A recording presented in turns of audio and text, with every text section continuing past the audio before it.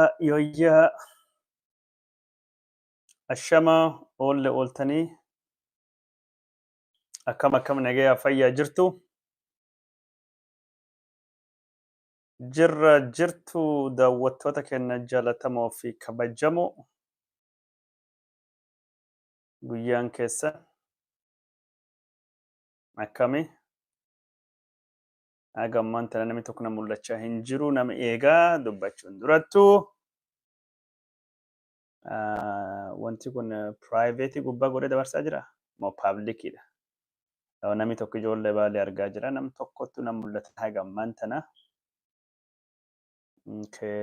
Namni shan namni na mul'achaa jira jechuudha. Private irra jira moo public irra jira viidiyoon kun? Private moo public jira? Natti himaa. Okay. Hedduu na mul'achaa hin jiru mobaayilii irra dabarsaa waan jiruuf. Hedduu na mul'achaa hin jiru. Amma walumaa galatti nama 98 argaa jira. Sagaleen ammoo dhagahamaa sempool irraa bagoolee sempool irraa bareedaa jirta Yusuf Amaan. Yusuf Amaan eessirra daawwachaa jirtan yookaan hordofaa jirtanii nu barreessaa yeroo hunda bakka nu daawwattan yoo ka isinitti tolu taate yoo ka isinii danda'ame taate warri biyya yoo nagaan keessan rakkoo keessa ka seenu taate barreessuu hin qabdanii kanaafuu hin cinqamina namni isinitti tole qofattu jaalachuu qaba yookaan eessirraa akka nu daawwatu nutti himuu qaba. Haalli isin keessa jirtan yoo isinii ka hin taane taate isinirraan eegu. Kanaafuma nu gaafatta warra jettan warra danda'u qofaa gaafadhe jechuudha. Sagaleen bareedaa jira naan jechaa jirtan dira daawwarraa magaalota lakkuu irraa Itoophiyaa, Saudi Arabiyaa, Kuwait, Dubaay, Saudiyyaa, Saudi irraa warra daawwatatu jira. Saudiin hedduu jira argitanii Saudii kan nama hedduu nu daawwata. Saudi nama hedduu daawwataa jira. Hayyee gaafiif deebii Jawaar Mohammad wajjin goone akkam irra agartan?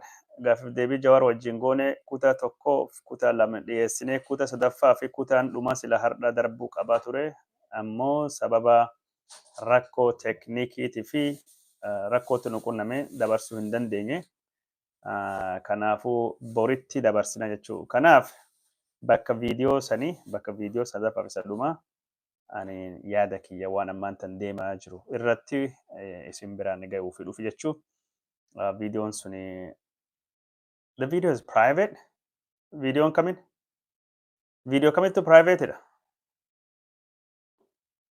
viidiyoon kun private miti viidiyoon gaafiif deebii Jawaar Mohammad sunini private goone jira rakkoo teeknikaatti nu qunname waan taateef har'atti dabarsuu hin dandeenye yuutuubittu waan ta'e ni qabee jira. Rakkoon uploaduu godhurraa yookaan waan ta'e ta'uu danda'a teeknishaaniin na gargaaraa jiru. Viidiyoo maaliin na bira hin jirtu kanaafuu namatti rakka qaba teeknishaan tura qaba. Laaptoopillee na bira hin jirtu kaameraallee wanni hedduun kanaaf wanni an godhu waan hin jirree fi eegaa jira jechuudha. Teeknishaan ammoo biizii tahee rakkoo teeknikaatiif rambisnee malee sila kalee dabarsuuf turre kalee haadhi hin mijanne har'a ammoo rakkoo yuutuubii irraa kan ka'e dabarsuu hin dandeenye jechuudha. Borittuu hin dabarsina. Hayyee daawwattoota kan jaalatamoo fi kabajamoo oolmaa bultiin badhaadhaa fagoo yoo warra daawwachaa nu hordofaa jirtanii shama harka fuune akkam ooltan ana haa dhufu isin jecha odeeffannoo guyyaa har'aan tana gaggabaabsee isin biraan gahuu deema achiin dubattu viidiyoon bor walitti dachaanaa jechuudha. Kan akkana hubattanii eebbii kitaaba Jawaar Mohammadii akkuma itti fufettu jira. Sagantaan eebbaa oowwan kalee magaalaa Denveriitu gaggeeffamee jira. Denver kutaa Ameerikaa shantamoota keessaa tokko kan taate Koloraadotu argamti. Sagantaa baay'ee oowwaa tahetu gaggeeffamee jira. Eebbaa kitaaba san irrattu wanni namni hin yaadannee fi namni hedduun hin eegnellee argamee jira. Sun keessaa wanni guddoon tokkini obbo Taayyee Jawaar Mohammadiitiin Giraazmaach Girrisaa yookaan ammoo mootii Girrisaa jechuun kan beekamu. Aangoo qabeessi mootummaa badhaadhinaa ministeera de'eetan ministeera nagayaa fi dubbii himaa biltsiginnaa Oromiyaa hoogganaa mootummaa naannoo Oromiyaallee yeroo tokkottu kan ture obbo Taayyee Danda'a hidhama siyaasaa Abiy Ahmed ji'oota fi hidhee gadhiise. Kitaaba Jawaar Mohammadii hin gaabbu ka jedhu doolaarii 1,000 bitee jira. Kun akkam xiqqaate birrii Itoophiyaa 130 oliin. Obbo Taayyeen kitaaba sana bitee jira. Obbo Taayyee fi Jawaar Mohammadii lachuu roga adda addaa qabachuun miidiyaa hawaasaa gubbaatti walitti dhukaasuun beekamu. Jawaar Mohammed sirna Abiy Ahmed balaaleffachuun kan beekamu yoo ta'u, obbo Taayyee Danda'a ammoo Abiy Ahmediitii fi amanama ta'uudhaanii wanni inni hambifate yookaan ammoo inni Jawaaritti hin darbatin hin jiru. Odoon nukleerillee qabaate yeroo sanitti Jawaarittu ni darbataa jedhamee yaadama. Keessattuu maqaa mootii Girrisaa jedhu yookaan ammoo afaan Amaariffaatiin ammoo Giraazmach Girrisaa Jawaar Mohammediitiin jedhu nuu kan hundaanuu jechuun Girrisaa jedhuun Taayyee Danda'a beekama. Taayyee Danda'a Jawaar Mohammed akka malee balaaleffachuu qofa odoo hin taane gaaf Jawaar Mohammed lagannaa nyaata gubbaa jirullee nyaata lagatanii cuukkoo fi maali juusii fudhachuun yookaan ammoo maraqii shorbaa waan akkasii dhuguun jedhe qoosallee ture. Dhuma irrattu inni nu Abiy Ahmediitiin wal dhabee muummeen ministeera Itoophiyaa Abiy Ahmed gara jabeessa du'a namaatiin daldalu lubbuu namaatiin daldalu jedhee balaaleffate achiin dubattu mana hidhaa seenee suniin booda Taayyee Danda'a ejjennoon isaa garamii dhaabbanni isaa maali jedhee nama hedduun gaafachaa ture. Amma kitaaba kan bitachuun isaa ejjennoon Taayyee Danda'aatii fi yookaan ammoo hiriirri siyaasaa isaa beekamee jira jechuudha namni hedduun dubbachaa jiranii. Mootummaa Biltsiginnaa keessattuu namni Jawaar Mohammed dura dhaabbachuun falmuun yoo mootummaan Biltsiginnaa nama qabaatee nama yaada Biltsiginnaa deeggaraa Abiy Ahmed bira dhaabbatoo jira tokkochi Taayyee Danda'aati. Eegi Taayyeen deeman dubattu Jawaar Mohammediitiif namni deebii sirriillee kennuu danda'u kaafaan Oromoo sirriitti barreessu dubbachuullee sirriitti barreessuu jedhuuti. Yaada yaadan dhahu Jawaar Mohammed afaan qabsiisuu callisuu danda'ullee waan jiru hin fakkaatu. Yoo amma Taayyeen gara Jawaarii dhufe kun jechuun Abiy Ahmed namiis bira dhaabbatee Taayyeen akka Taayyee sanatti tajaajilu hin jiru. Yeroo tokkottu Biltsiginnaa keessa Biltsiginnaan hundinuu walitti deebitee namni Taayyee gahu hin jiru. Abiy Ahmed walgahii gubbaattu akka dubbate Abiy Ahmed warra Amaaraatiif warra Tigireellee Jawaarillee kana irra dhowwu Abiy Ahmed irra dhowwuu kan danda'u Taayyee Danda'a jechuudhaan. Taayyee Danda'a jechuun dabballoonni kaadireenni hoggansi Biltsiginnaa Oromiyaa cuftinuu yoo walitti tumamee cuunfame. Cuunfan isaa wadhakka Taayyee Danda'a akka hin geenne Abiy Ahmed dubbatee jira. Taayyee Danda'a kitaaba kana bitee yookaan ammoo kitaaba kan bituu fi maallaqa karaa koree qindeessituutti galchuudhaan jechuun maqaan isaa beekame eegi jedhameen dubattu obbo Taayyee waan darbu hunda si dhiisni jechuudhaan sagantaa sana argitanii jirtan illee yuutuubii kan gubbaatti viidiyoo isaa baasee jira. Obbo Taayyee eebbilleen yookaan ammoo kadhannaaf du'aayin adda addaa godhameef jira. Obbo Taayyee nam qulqullicha waan xamaneef malee Jawaar wajjin jibbiinsa hammeenya qabaate miti. Gaafsanillee Abiy Ahmed nam dhugaa nama qajeelaa sehee akkasittuu dhaka hin taane Jawaar Mohammediitiif nam biraallee irrattuu qabsa Oromoo irratti darbaa ture. Amma sani irra beekee duubatti waan deebi'u fakkaata obbo Taayyeen. Obbo Taayyeen hidhamee gadhiifamee biyya jira mirgi wabii eeggameef jechuudha. Haga ammaan tana karaa siyaasaa yookaan karaa miidiyaatiin gabbahee wanni inni jedhe hin jiru garuu eegi hidhaa baheen dubattu suuraa waan ammaan tana agarsiisu ka miidhaa mootummaan Abiy Ahmediitiif faannoo fi humnoonni adda addaa Oromiyaa gubbaattuu agarsiisu obbo Taayyeen suuraa walitti qabee gadhiisuun isteetmentii siyaasaa godhe jira. Obbo Taayyee Danda'a mootummaa Biltsiginnaa Abiy Ahmed illee deeggarullee ajjeechaa fi miidhaa mootummaan Biltsiginnaa dhaqqabsaa jiru. Keessatti mootummaan Shimallis Abdiisaa waan dhaqqabsaa jiru hedduu saaxiluun beekama. Sun keessaa tokkini ajjeechaa abbootii gadaa Karrayyuu irrattuu gaggeeffame saaxiluun Taayyee Danda'aatii fi waahilli isaa Hangaasaa Ibraahimii gumaacha guddaa qabani. Ajjeechaa daba kan mootummaan Shimallis Abdiisaa abbootii gadaa Karrayyuu ijjeese Taayyee Danda'aattu saaxile. Taayyee Danda'a ammaan tan gabbaa jira. Lammaa Magarsaa ammoo itti fufa. Kunin ammoo waan eegamaa jiru yookaan ammoo namni xiinxalaanii warri kun sadaa walitti dabalamee jennaan humni guddaa cimaa mootummaa Biltsiginnaa ka Abiy Ahmed ka Shimallis Abdiisaa fa'a dura dhaabbachuu danda'u jedhamee akkasitti yaadamaa jira. Lammaan gabbayaa Taayyeen gabbaa haalii warraa mijata hin beekamu garuu Biltsiginnaa lafti jalattuu kirkirtee jirti. Mogoleen hollattee yookaan ammoo mogoleen jalattuu kirkiraa jirti. Sodaa guddaa keessa seenanii jiranii. Taayyeen goota salaaleti. Nama jechuun kachachala gunaa waan akkasirraa fagaate jiruma akka namni kamuu jiraatu malee bara mootummaa keessa turellee nama hannaa fi wantoota sagaagalummaa Biltsiginnaatiif waan gosaatiin hin himatamne obbo Taayyeen naamusa qabu. Yoo dogongorallee wallaalee dogongora follaallisallee jechuun waan amanee kaayyootti amanee fi gootummaa qabu irra dhalatti malee Taayyeen akka dhuunfattuu hammeenyi addaa kan inni yaade akka hin jirre namoonni Taayyee beekan hedduun ragaa bahanii fi obbo Taayyeen kanaaf waan biraa irratti maal akka inni jedhu kan yeroo biraa isin biraan gahuu deemnu ta'uu asumaan isinitti nagaruu obbo Taayyeen nama jechuun qabsoo Oromoo keessattuu aarsaa guddaallee kaffalee karaa sirriillee karaa dogongoraallee irra akkuma nama kamii deeme dogongora irrallee barataa jennee yaadnu wallaalee akka jiru ammoo yeroo adda addattuu dubbatee jira jechuu kana haa jennuuti kunin moo'ila mogolee biltsiginnaa kirkirsa jira Taayyee danda'a ammallee waan biraa kan inni godhe gumaachi duratti sunitti mee abbootii gadaa karrayyuu ka ejjeeffaman yookaan kan mootummaan Abiy Ahmed rashane haqaa isaanii dhukse gabbaasuun beekama eeginni waan san gabbaasan dubattu riippoortiin Komishinii Mirgoota Ilmaan Namaa Itoophiyaatti akkasumas maddeen oduu ka addunyaa ka akka Reuters fa'aatii gaazexeessituu Juuliyaa Paravaachinitiin gabaasa suura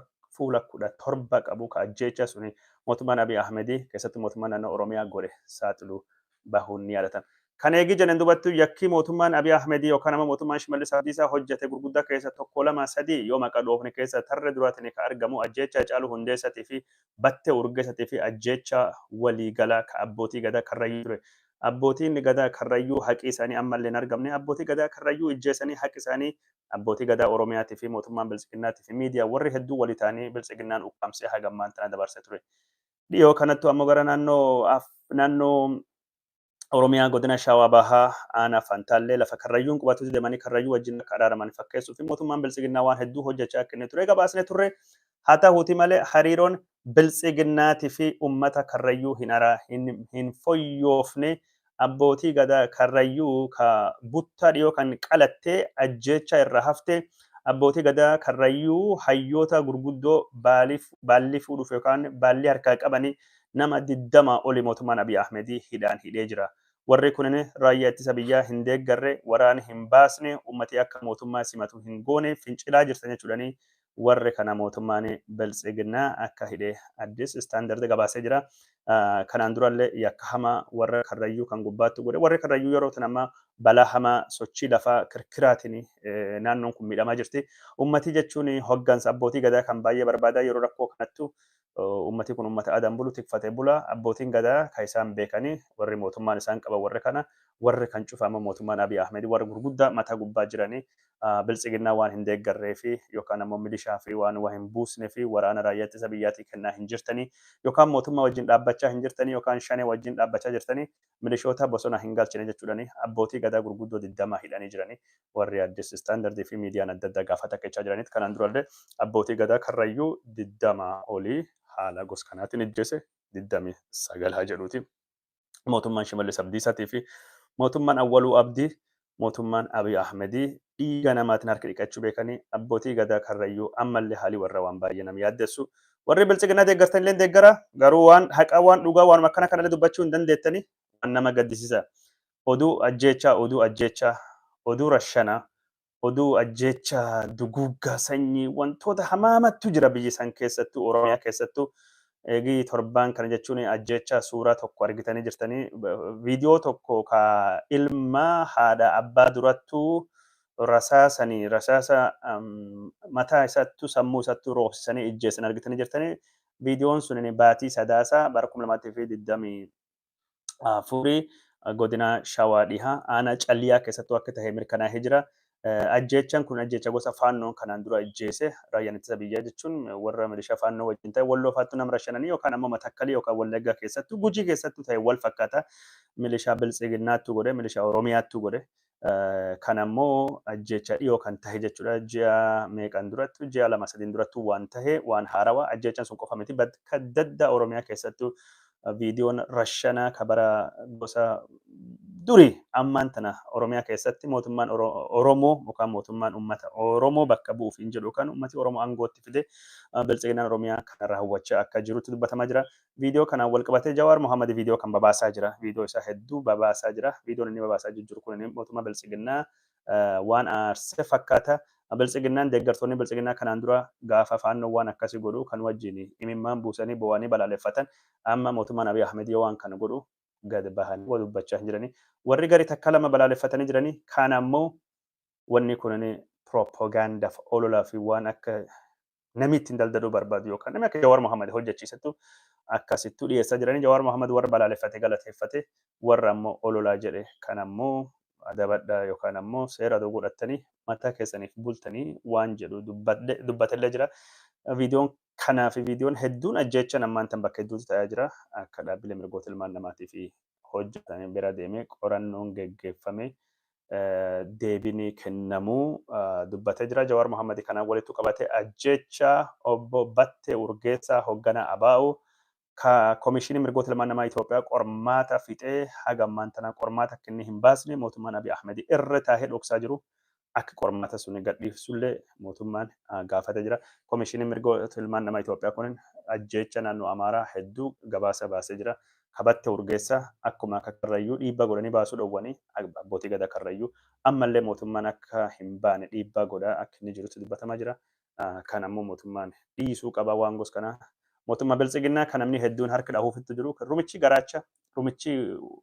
rumichi garaacha yookaan garaa kafaarsu waan akkas Oromoo godha. Namni Oromoo hedduu mootummaan Oromoo bilisoomse maali jechaa dubbachaa jiranii waan ajaa'iba Jawaarii balaaleffatullee warra hedduu argaa jira. Jawaar balaaleffachuu mirgi qabanii ammoo haa ta'uutii malee ajjeecha ilmi namaa jechuun ajjeecha uummataa nagayaa kan mootummaan akka fedhe ajjeesu kana deeggaruun haqaa miti.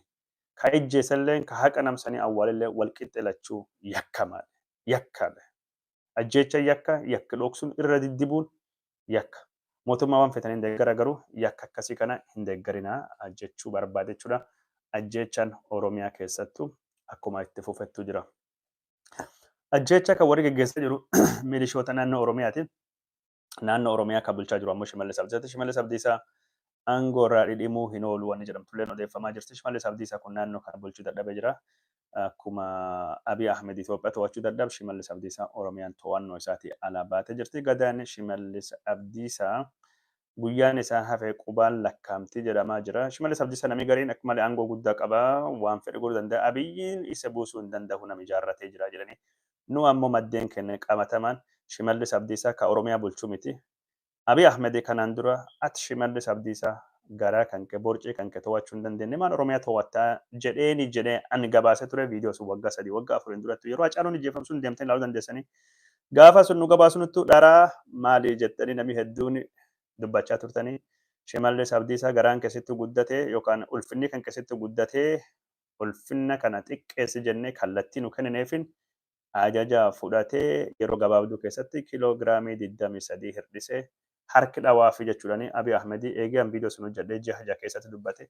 Shimallis Abdiisaa ka biyya bulchuu mitiyyuu isaayyuu wayitii isaayyuu kan namni bulchuuf ulfinni isaayyuu nama gosuuniiti. Oromiyaa keessa wanni jira akkuma Jawaar jedhe Biltsiginnaan Abiy Ahmediiti. Shimallis Abdiisaa Taakkalaa Uumaa warri gada hafee cuftinuyyuu harka dhahuu qofa. Mootummaalee balaaleffachuuf iyyuu dubbachuufillee warra gomtoomina yookaan ammoo warra jannummaa akka taayyee danda'afaallee hin qabne ka Shimallis Abdiisaa hagasuma jennuti Shimallis Abdiisaa wanni hedduun harka isaatii baatee yeroo ammaan tanaa Oromiyaan to'annoo isaatii ala taatee jirti.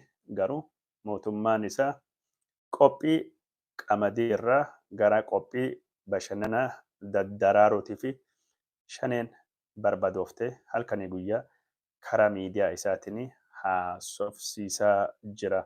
Ajjeecha Shimallis waraanii isaa godhe kanaan dura nullee gabaasne keessa Shimallis milishaan isaa godhe Harargee faatti beeraawii yookaan ammoo milishaa ta'uu miseensi raayyaa ittisa ta'uu jedhanii aanaa xulloo keessatti abbaa haadha gurbaa deemuu dide walirratti ajjeesan san cufam xiyyeeffannaa argatee ba'aa jira.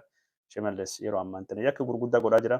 Baajetiif karoora tokko malee sagantaa baajetii karoora yaada tokko malee Oromiyaa keessattuu jechuun kooriidarii jedhee manneen uummataa hedduu diigaa jira. Kunillee dallansu uumee jira. Sagantaa kooriidariitiin Oromiyaa magaalota adda addaa baajetiin tokko kan jirre bakki namni rakkoo dinagdee hamaa keessa jirutti diigamiinsa gurguddaa godhaa jira Shimallis. Finfinneen baajeta qabdi, karoora qabdi, wanni kunin namni manirra diigamu beenyattuu kaffalaan fi Oromiyaa keessa wanni gosa kana tokko hin jiru. Shimallis Abdiisaa baajetii malee magaalota diigaa jira.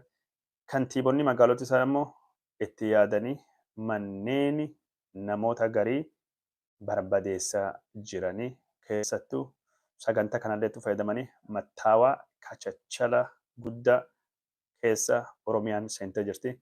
Maallaqa kuma hedduu nama gaafatanii maqaa kooriidariitiin odoo manni kan keessatti diigamuutti jiru. Sanarratti ammoo waan diigame sittuu diigsisa. Yoo hin diigsifne adabbii guddaatu si eeggata. Yoo adabbii kaffaluu dadhabde manni kan kee kaatiin abbaa warra kan kee dhaalte sirraa fudhatama. Oromoon magaalota keessatti duriyyuu harki qalleeyyii uumaa hin qabdu.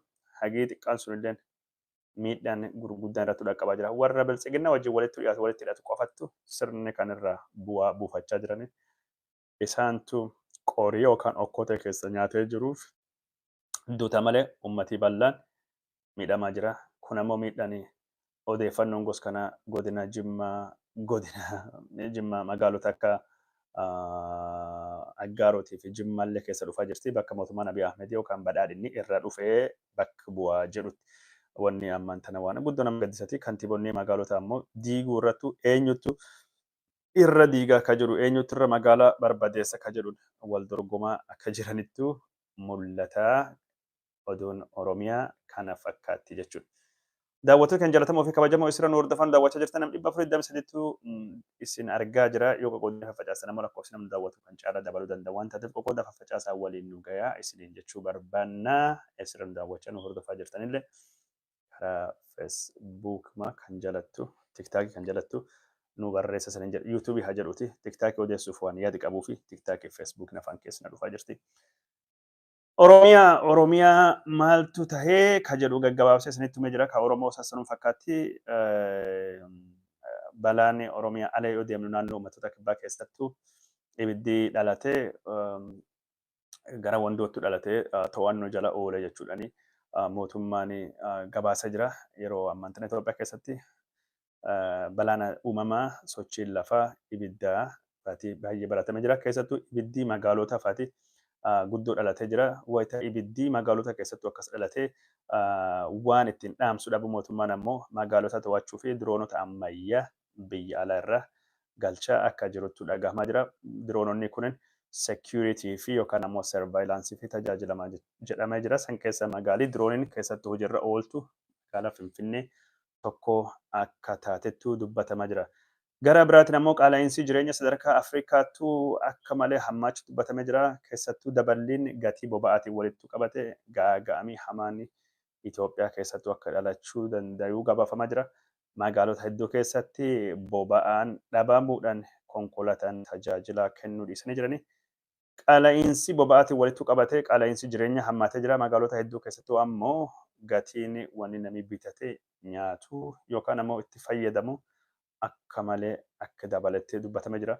Mootummaan warra bajaajii ka boba'aa awwaale jedhu qabne jirra oduu jettu karaa miidiyaatiin haasawaa jiruttu hanqina boba'aa kanaa fi daldala seera alaa ka mootummaa ka boba'aa waliin harki dabballoota mootummaa sadarkaa olaanoo haga gadaanoo keessa akka jiruttu dubbatamaa jira. Dhimma kanaan wal qabatee aktivistoonni biltsiginnaan kaffaluu fi gariin mootummaa balaaleffachuu jalqabanii jirani.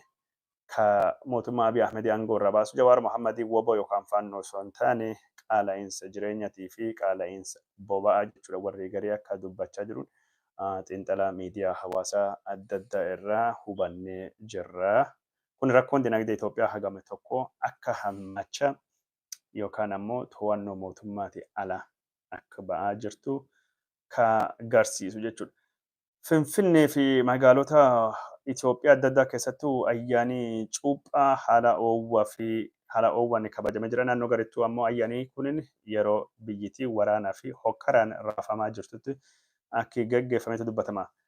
Bakki ayyaanii kun itti gaggeeffame keessa adda durummaan naannoon Amaaraa fi naannoon Tigraahii uummata kiristaanaa lakkoofsa guddaa qabaachuun beekamti. Keessattuu magaalii Gondarii kataboota 44 yookaan ammoo adbaaraatii 44 ol qabdu. Jiddu galeessa kabaja ayyaana kana taatee waggoota 20 dabranii fi tajaajilaa turte. Gondarii keessattuu haala oowwaa taheen bakka hooggansi mootummaa pirezidaantiin Itoophiyaa obbo Taayyee Asqasillaasee itti argamettu ayyaanni kun akka kabajame miidiyaaleen biyya gabaasaa turani. Akkasumas afyaa'iin mana federeeshinii illeen obbo Aganyoo Tashaagar achitti argama jira. Haa ta'uutii malee qarqara Gondarittu wayita ayyaanii magaala keessattuu kabajamu lolli akka geggeeffamaa ture. Lolli mootummaa Itoophiyaatiif milishoota naannoo Amaaraatii fi faannoo jidduutti geggeeffamu akka qarqara magaalattuu guyyaa ayyaana sulleen geggeeffamaa ture dubbatamaa jira. Wayita pirezidaant Taaqii Asqasillaasee Gondarii seenanittu ammoo mormiin akka malee guddaa geggeeffamu jedhamee waan yaadamee turee fi to'annoon akka malee cimaa akka taate waraanii konkolaataa baay'een akka achitti buufame xiyyaara dabalate akkasumas to'annoon diroonii guddaan akka geggeeffamaa turetti dubbatamaa jira. Mootummaan Abiy Ahmedii faannoo dhabamsiisee naannoo Amaaraa tasgabbeessa jedhullee naannoo Amaaraa keessattuu nagaan dhalachuu akka hin dandeenye dubbatamaa jira. Suniin alattu magaalota naannoo Amaaraa gurguddoo fi baadiyyaa keessatti faannoo fi raayyaa ittisa biyyaatii fi milishoota Amaaraa gam tokkoon jidduutti lolli akka geggeeffametti dubbatama. Magaalotaa fi godinaalee waraanii keessa geggeeffamaa jiru keessa godinni Shawaa Kaabaa, Walloo Kaabaa, godinni Gondarii Kibbaatii fi Goojjamii dhihaatii fi Goojjamii bahaa dirree waraanaa gurguddoo akka taatetti dubbatamaa jira. Faannoon gara isaaniitiin miidhaalee gurguddoo dhaqqabsine koloneelii waraanaatillee hunda ejjeessine jirra jettee yoo ibsi baastu mootummaan Abiy Ahmed ammoo humnoota faannoo dhaabamaa goone jirra yoo akkame xiqqaate nam 100 oli barbadeessine jechuudhaan ibsi baasanii jiranii. Kun jechuun maali naannoon Amaaraa dirree waraanaa taatee akka itti fufte to'annoo mootummaatii ala akka jirtu kan agarsiisu. Naannoo Amaaraa keessattuu wan oduun guddoon torbaan darbitaat keessa masaraa Faasiledas kan Gondaritti argamu ebbe kan Abiy Ahmed eebbisiise. Abiy uummata Gondarii bakka Zinaash Taayyaachoo giiftii dureen Itoophiyaa keessaa dhufte uf biratti qabuu fi yookaan ammoo uf jaalachiisu wanni godhaa jiru hin jiru. Masaraan inni ijaaree eebbifamee ture Abiy Ahmed waraana hedduu eegumsa cimaanii magaalaa Gondarii deemee torbaan darbe keessattuu masaraa sana eebbisuun yoo gabaafamu eebbi inni eebbisen dubattuu Faasiledas Gamb yookaan ammoo masaraan Faasiledas jedhamu kun haalli inni ittiin eebbifamee fi inni ittiin haaromfamelleen dogongora hanqinni qaba jechuudhaani falmitoonni Amaaraa karaa miidiyaatiin warri miidiyaa hawaasaa jirutti walumaa galattuu balaaleffachaa turani. Sun keessa bakki kun bakka seenaa qabeessa eegumsi guddaan godhamuu fi qabu. Abiy Ahmedii wanni inni godhe hundinuyyuu waan eegumsa yookaan ammoo beekamtii UNESCOon bakka suniif kenne kafaalessu jechuudhaani akkuma jiruun masarichi jijjiiranii nooraa adii uffisanii seenaa qabeessummaa isaa irraa mulqisiisee jira. Kun jechuun bakki kunin akka eegumsa UNESCO hin arganne godhuu danda'a jedhamee dubbatame.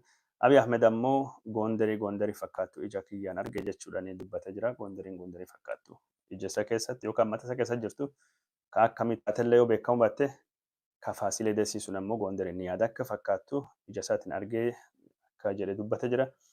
Badhaasa guddaa maallaqa guddaa uummata Gondariitti baasee jechuudhaan Abiy Ahmed piroojeektii isallee dhaadheessee misoomii kooriidarii ka Gondariitti fi naannoo Amaaraa biraa akka itti fufuu dubbatee jira. Abiy Ahmed kana qofaan miti warra jechuun nagaa naannoo san keessattuu magaalaa san keessatti buusuu fi aarsaa wareegama kaffalamillee galateeffatee jira. Warri Amaaraa haaromsi kunini haaromsa bakka seenaa qabeessummaa masaraa kana xiqqeessu jedhanii dubbatanillee ogeeyyiin garee ammoo haalii teknooloojiin itti fayyadamanii haaromsi godhame kunini haala sirriidha. Masaraan duruu adii ture bara dheeraa rooba aduuf waan adda addaatiin bifisaa jijjiirame. Kanaafuu nooraan kun teknooloojii ammayyaatiidhaan kan geggeeffamee fi ulaagaalee UNESCO kan guute jechuudhaan akkas dubbatanii jiranii akka hundaafuu naannoo Amaaraa keessatti wanni jiru kana fakkaata jechuudha. Tigraay haa deemnuti. Tigraay eegi deemnee mootummaa Dabratsiyoon pirezidaantii Tigraay kan ture ammaan tana garee Hewwaati tokko kan hoogganuu fi Getaachoo Raddaa jidduutti rakkoon dhalatee akkuma itti fufattu jira. Getaachoo Raddaa jechuun hoogganaa mootummaa ce'umsaa naannoo Tigraayti. Warri kallachuu jidduu rakkoon jiru ka siyaasa akkuma jirutu ta'ee beekamtii boordii filannoo irraa kan qabu garee Dabratsiyooniti. Gareen kun walgahii gumii waliigalaa yookaan ammoo walgahii waliigalaa gaggeeffachuu akka inni qabu boordiin filannoo Abiy Ahmed akeekkachiisa kenneefii jira. Akeekkachiisa sanii hojiirra akka hin oolchine gareen Dabratsiyoon Gabre Mikaa'el mootummaa Biltsiginnaatii fi deebii deebisee jira. Mootummaan Biltsiginnaa aangoon irratti hin qabu jechuun isa dhagahamee jira. Naannoo Tigraay keessatti waraanni deebi'ee dhalachuu akka hin oolle dubbatamaa jira. Abiyyii fi garee Hiwwaatii tokkoo fi Dabratsiyoonii fi gamtaan Eertiraatii fi faannoo dhalachuu akka danda'u xiinxaltoonni hedduun dubbachaa jiranii. Naannoon Tigraahii akka gara waraanaatti hin deemne abdii keenya garuu siyaasaan naannoo san jiru akka malee hamaa akka ta'etu mul'achaa jira.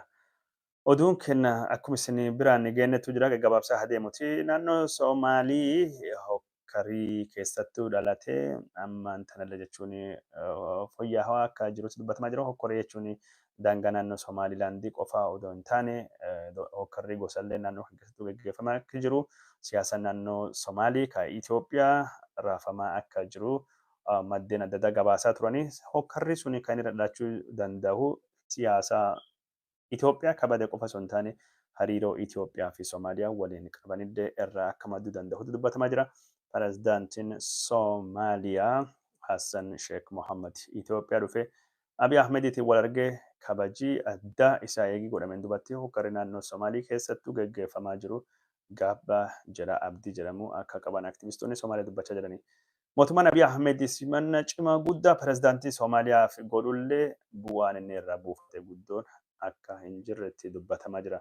Mootummaan Abiy Ahmed Somaalilaandii bira dhaabbadhee galaana balbal galaana argadhee humna galaana godhadhe jedhee carraaqee sadarkaa addunyaatti dippiloomaasiin moggeeffamullee aarsaa guddaa kaffaleen duubattuu waliigaltee Somaalilaandii wajjin gorsuun dhiisee gara Somaaliyaa waan deeme fakkaata.